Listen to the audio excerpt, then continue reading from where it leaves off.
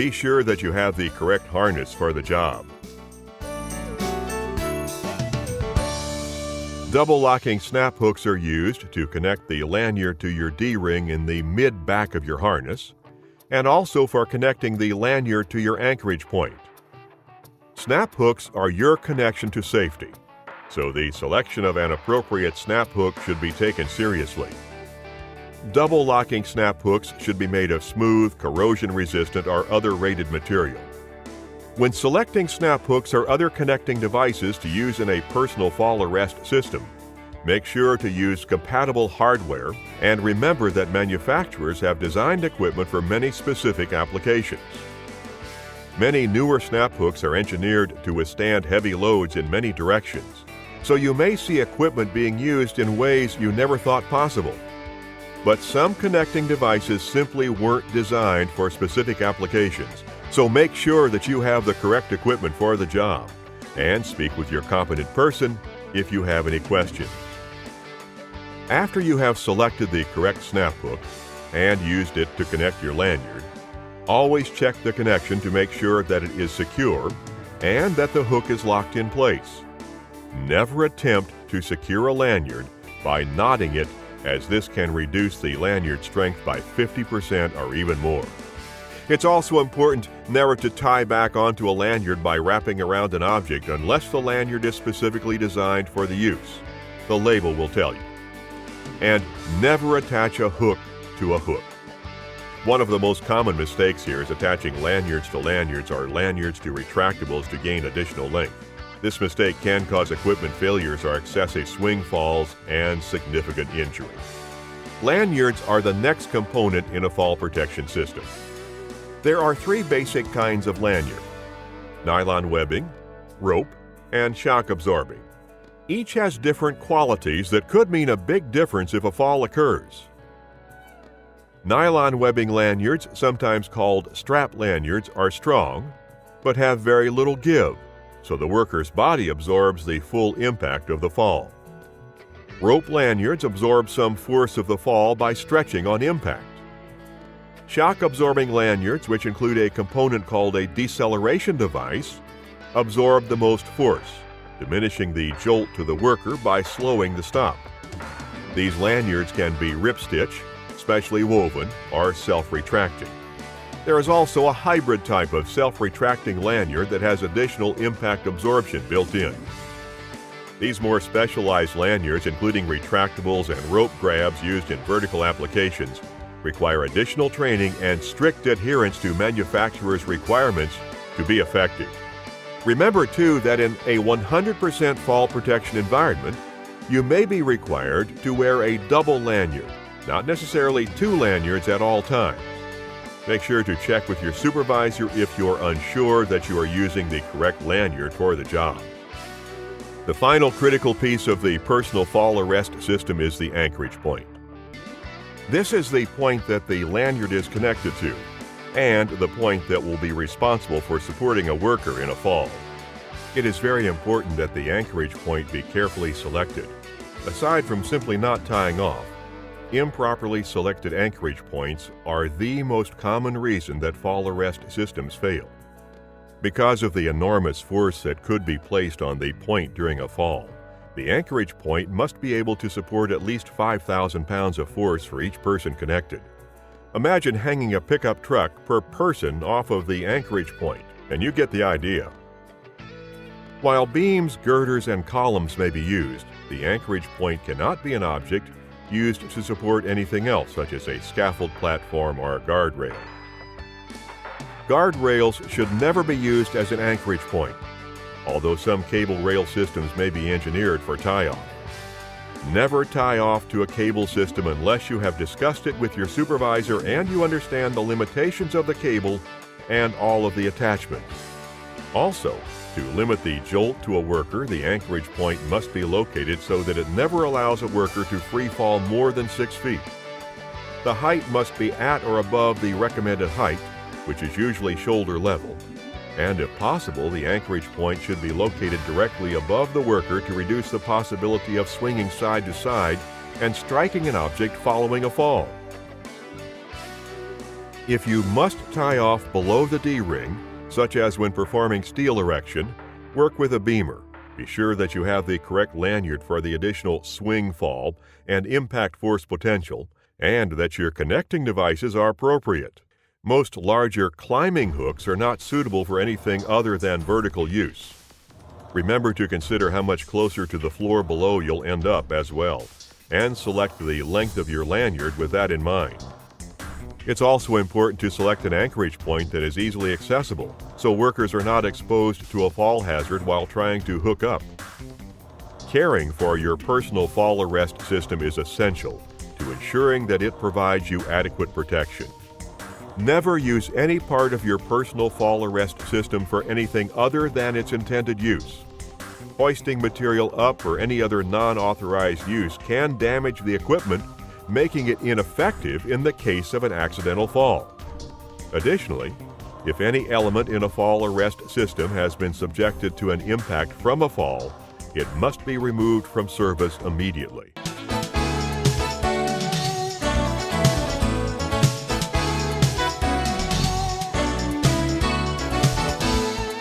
All of the systems we have discussed will provide protection from most of the major hazards faced on an average job site.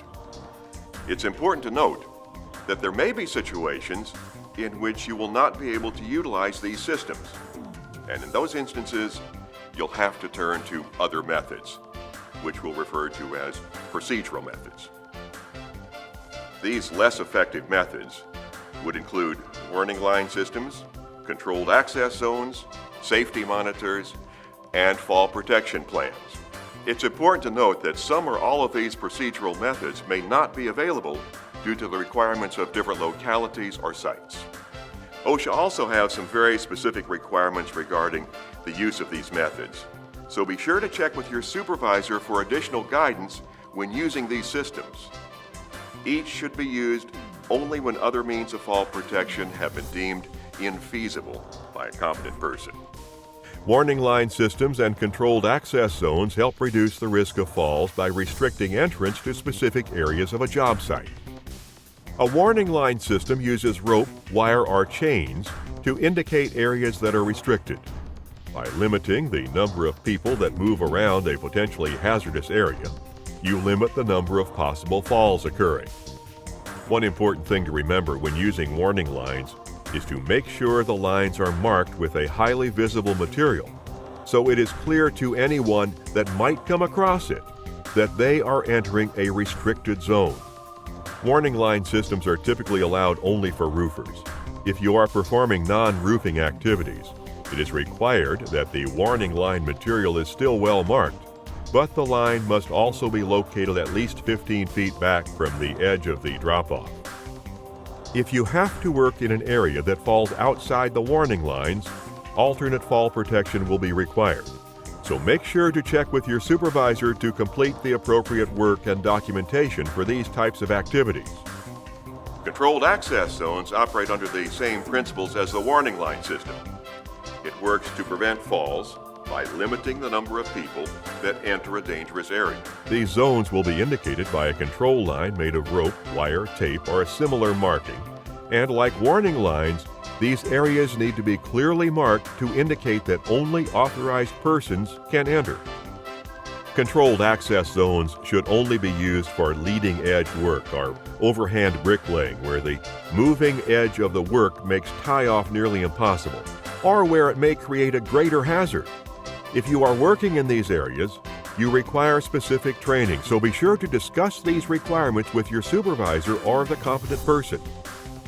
The third type of procedural fall protection is a safety monitoring system. In a safety monitoring system, a competent person acts as a safety monitor during roofing operations. The safety monitor's job is to patrol the work area, making sure that all employees are visible and within oral communication distance. The monitor should stay on the lookout for possible dangerous activities and warn employees that are engaging in risky behavior. A safety monitoring system should only be used when absolutely necessary, since it relies solely on the monitor's observation and judgment to ensure that workers stay safe. To reduce the possibility of human error, The safety monitor is a full-time dedicated responsibility. The safety monitor cannot be distracted by any other job responsibilities and must focus solely on monitoring the job site. He or she cannot be performing other work and should not be distracted by cell phones, radios, or other devices. Additionally, when a safety monitoring system is used, it is critical that no additional workers enter the zone that is being monitored and that everyone is aware of the potential danger that exists for workers in that zone. Think about typical reaction time, such as how quickly you can brake when driving, and you'll begin to understand that all workers in these areas must be on their toes at all times. It only takes a split second to fall a significant distance. The job of the safety monitor in preventing falls is a potential life-saving position, and for this reason must be taken seriously. The final option in procedural fall protection is a fall protection plan. There are specific situations in which a fall protection plan may be used, but it's critical that the plan only be used as a last resort in situations where no other fall protection options will provide adequate protection. With modern technology and the wide variety of products that are available to help in fall protection, there will be very few instances in which you will need to resort to a fall protection plan. But if it is necessary, there are additional requirements for using this method. First, a fall protection plan must be created by a competent person and must be designed specifically for the job site. The plan will describe in detail why conventional fall protection methods cannot be used and the measures that will be taken to keep workers as safe as possible. If you are required to work under a fall protection plan, it is very important that you remain extra cautious as you go about your work tasks. Your attention to the hazards may be your only means of fall protection in these areas. When a fall protection plan is in place, keeping you and your coworkers safe relies on your extra care in adhering to the safe work practices that can help prevent accidental falls.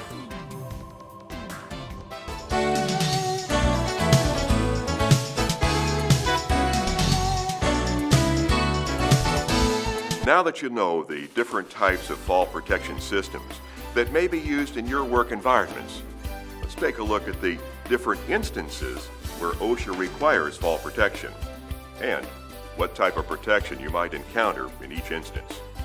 Fall protection systems will vary depending on the type of work involved and the risk of exposure to the worker. Fall protection must be used around all unprotected edges, including the leading edge. A leading edge exists when a roof, floor, or deck is being constructed, and the edge of that surface is constantly changing as expansion occurs. Depending on exactly what type of activity is occurring, guardrails, fall arrest systems, or safety nets could be used. Procedural methods may be allowed by OSHA during leading edge work, but as with any instance where fall protection is required, it's always better to use positive protection. Whenever there are holes in walking, working surfaces that a person could fall through, some type of fall protection is required. Typically, covers will be used in these instances, but at times you might also use guardrails. If the opening is used as a method of entrance, such as where ladder access exists, there must be a guardrail around the area with a gate or offset so that people cannot accidentally fall through the opening. On ramps, runways, and walkways on the construction site, guardrails will typically be the fall protection of choice. On formwork, reinforcing steel, and other vertical work surfaces, personal fall arrest systems should be the first choice in fall protection, although safety nets could also be used. When doing any type of overhand bricklaying, guardrails, safety nets, fall restraint, or personal fall arrest systems are the preferred methods of fall protection. In the case of excavations, if fall protection is needed, fences, guardrails, and barricades can all help keep employees safe. Guardrails, safety nets, personal fall arrest systems, or if absolutely necessary and conventional methods are impossible, a fall protection plan may all be used during precast concrete erection and can all help to keep employees safe. Remember that if a plan is utilized in this circumstance, much more specific requirements apply. Anytime there are wall openings, guardrails, safety nets, fall restraints, or personal fall arrest systems are all good choices. The examples that we've provided here are all standard OSHA minimum requirements. Your company or your job site might have much more stringent requirements. You now know about the different types of fall protection that may be used on a project site, and the different situations where each type of protection may be used. But there are two more areas that require additional consideration when creating an effective fall protection program: falling objects and what to do if a fall does occur. An object falling from a greater height can be a serious hazard on any construction site. No matter the size or weight of the object dropped, as it plummets toward the ground, it will pick up more and more speed, increasing the force with which it hits. If a falling object were to strike someone, serious injury or a fatality could occur. To prevent falling objects such as tools or material from becoming a danger, there are a few precautions to take. When working with guardrails, never stack tools or material at a height above the toe boards, unless you've added mesh or netting to prevent any objects from going over the toe boards and reaching the lower levels. Additionally, to minimize the hazard of being hit with falling objects, hard hats should always be worn on a job site. Obviously, the point of fall protection is to try and prevent falls from occurring. But that doesn't matter if it isn't just as important to have a plan for what will happen if a fall should occur. Whenever you are wearing a harness as part of a personal fall arrest system, make sure that there is a plan for prompt rescue in the event of a fall. Recent studies have shown that hanging in a harness for long periods of time, possibly as little as 10 minutes, may cause irreparable injury. Knowing your company's rescue procedures and the role that you will play if a rescue is needed can be the critical difference between a safe recovery and a serious injury or death. Remember, before working at heights on any construction site, you should ask yourself, could I fall? What could I hit if I did fall? What system would best protect me? Am I properly trained to use that system? And if I do fall, how will I be rescued and how soon? When you really think about these questions and the possible answers, you'll begin to see why understanding the requirements for and the limitations of these various systems is so important. These